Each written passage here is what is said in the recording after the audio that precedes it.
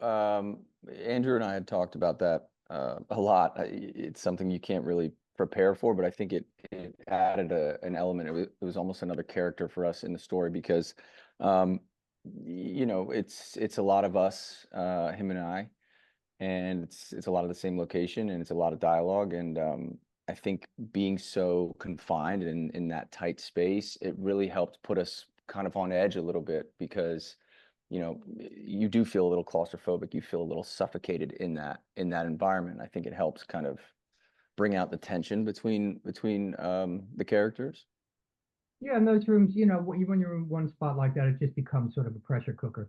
Literally, like, we had no air conditioning, so during the day it would just get hotter and hotter and hotter. And, things like that. And every day we'd come back the next day and go, oh my God, we're still in the same fucking room. Okay. And the next day you come back, oh my God, we're still in the same fucking room. And so, which is I've never had that experience in a movie before. We were one location with one actor so much. So you know, and Drew is super, from my perspective, Drew is super accessible and just sort of present for whatever was going on. So it made it sort of a pleasure, So Yeah. the Is it confines a and is it was a sorry, benefit. No, go ahead. Andrew, is it an exploration of trust As in for the characters or for the actors? for the characters within the story? It's a story about trust in general, about how to trust. Sometimes human beings, we don't trust people because of the circumstances. So I was wondering if this is one of those cases. Well, I think it was no. I didn't concern myself with trust. I know I would talk about trust in the movie, and I want him to trust me, but I don't really care. I just want what I want, and he wanted what he wanted, And so we're just jockeying for position to see if we were going to be able to get that. And it turns out, I think, unspokenly between the two of us, that we wanted the same thing. Um, but from my perspective, I couldn't allow me to say that because my job wanted me to do something else than what actually happened at the end with the thing escapes, which is, I think, what my character ultimately wanted, which is the same thing that he wanted. So, but we couldn't say that. So I find it very interesting when you're talking about stuff, but it's not at all what's going on.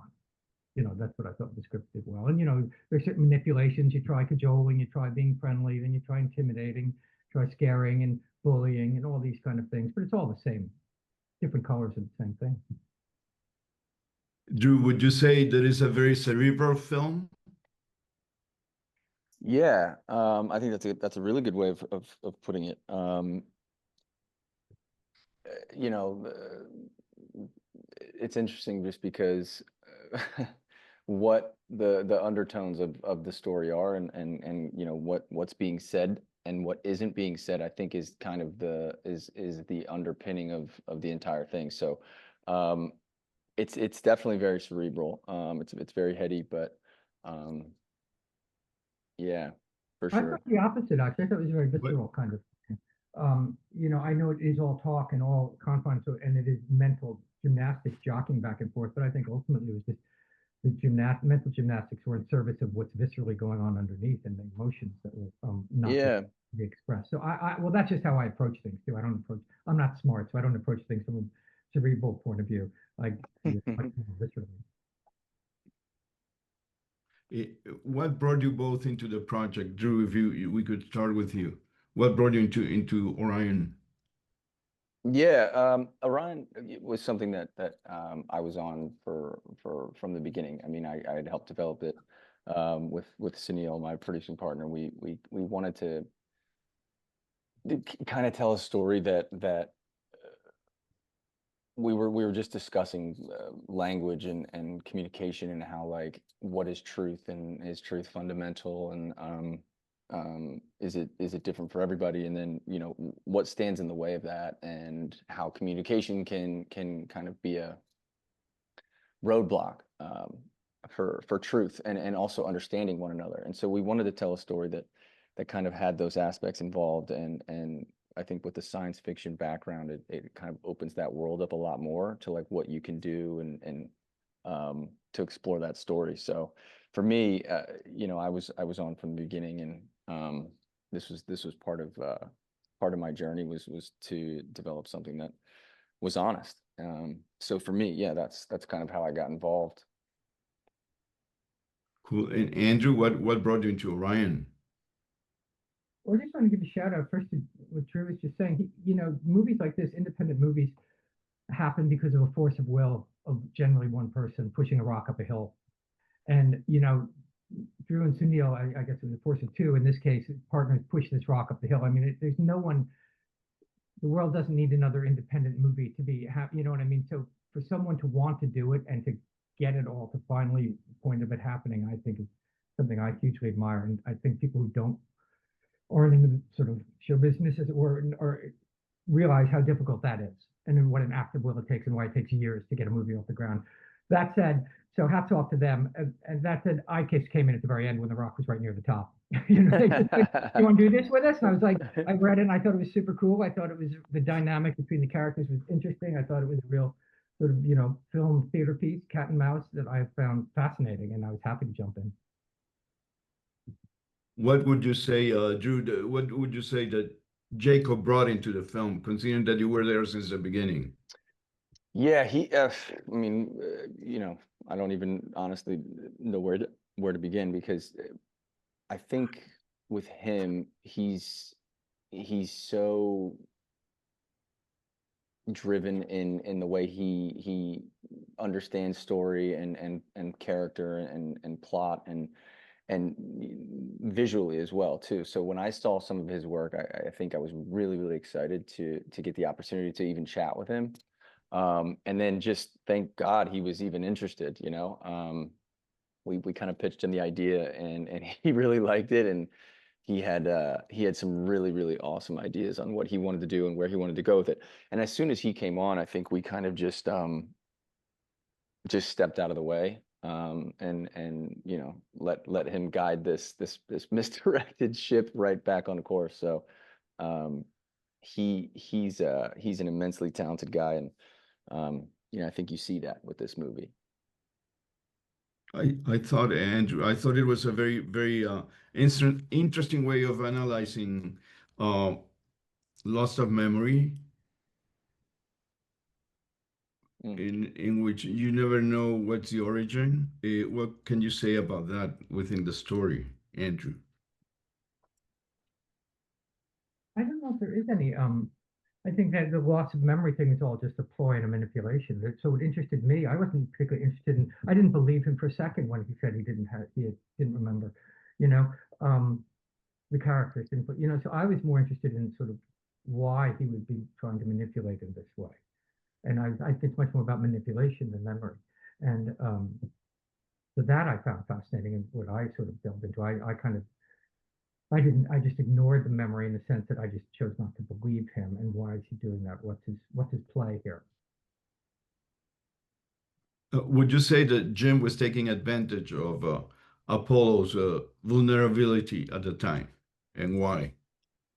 I think he was, but you know. I don't know if he's taking advantage. I think he knew from the beginning. Apollo knew everything, and he wasn't giving it up. And why isn't he giving it up? And where's he going with this? What does he want to be doing? So I just thought, I've got to get. He's misdirecting. Why? How do I get him to give up the goods? And so I tried being cajoling, trying being sensitive, tried being bullying, trying sort of lying about some outside thing going on. So I was all just sort of, how do we get him to spill it? That's what was of interest to me, and where I was at character-wise. I, I thought the director of photography did a great job, because it was following you all the time, and we were very close to you guys. Was that method of shooting interfere with your capacity to deliver lines or to feel things or to act, or it was not at all disturbing? I'll jump in there quick if I could, and then I'll shut up. But I thought it was sort of like the three of us in every scene, because he had this device. I've never in 40 years I hadn't seen this kind of mini homemade kind of rig that he made that could extend and contract, and it would dance around and always be moving, and the camera would get super close to your face depending on what lens is on. If we were on even a 10 millimeter, I think at one point, super close. But so it was like the three of us were in the scene all the time, and you just sort of made friends with that. and it never became invisible for me like it does sometimes for him, but it just became a welcome part of the scene. You had to make Yeah. Yeah. I mean, If it's one of those things, I think, as an actor, oops, sorry. One of those things as an actor, you try to like have a very comfortable relationship with the camera and know where it is and kind of have a feel for it at all times, and then also just forget it and let it go and get out and not think about it, if that makes sense. And with this, it was tough because we were in such confined spaces, and it was very tight, and it was very very claustrophobic, very very suffocating. So it was definitely challenging, but I think the style that they kind of brought to it was exactly what it needed for the story to be told. So yeah, it helped out. Yeah, Jaco, so he can talk to it, but I do think if they shot it in a more traditional sort of studio overs and singles fashion, it just would have been deathly boring. Yeah. The camera became an interesting character and a voyeur at different times and subjective at different times, and so that was all I thought really interesting. But Jaco should talk to that. Hello, sir. Hi, guys. Sorry, I just walked into the hotel. I traveled from Utah, and here I am in Italy. Good to see you, man. how are you? Super jet lagged. Yeah. Anyway, sorry, I hit the floor running, and yes. What's the question? Hey, Jacob, well, congratulations on the film. You just got in to New York, or I don't No, know where you are. to Italy, Trieste. We are Oh, in Trieste okay. and in Italy for the Science and Fiction Film Festival. So I flew from Utah directly How after lucky. FilmQuest to here. So I'm a bit, excuse me.